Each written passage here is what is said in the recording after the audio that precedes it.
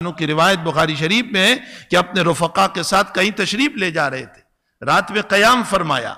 جس بستی میں قیام کیا ان لوگوں کے پاس کھانا نہیں تھا، بستی والوں سے کہا کہ بھئی کھانا کھلاؤ، انہوں نے کہا کہ نہیں ہم نہیں دیں گے۔ اچھا پیسے سے دے دو، پیسوں سے بھی نہیں دیا۔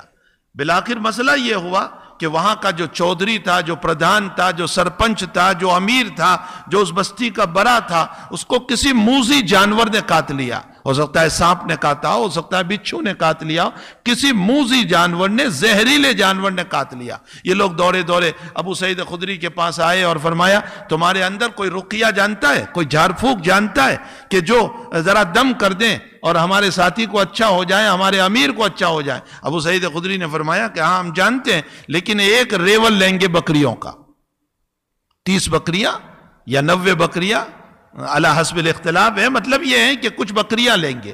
انہوں نے منظور کر لیا کہ ہاں ہم دینے کے لیے تیار ہیں۔ ابو سعید خدری رضی اللہ تعالیٰ عنہ گئے اور سورہ فاتحہ پڑھ کے دم کیا۔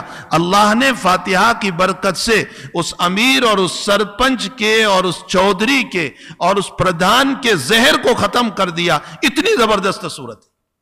اسی لیے سورت کے باب میں آتا ہے کہ اس سورت کا مقام اتنا زبردست ہے کہ حقیقت میں یہ سورت ایسی ہے جیسے کسی جگہ کیروسین ڈالو اور بھڑک اٹھے، اسی طرح بیمار پر الحمد شریف کی پھونک مارو تو انشاءاللہ تعالی مرض بھڑک کر نکل جائے گا، ختم ہو جائے گا اس کے اندر سے۔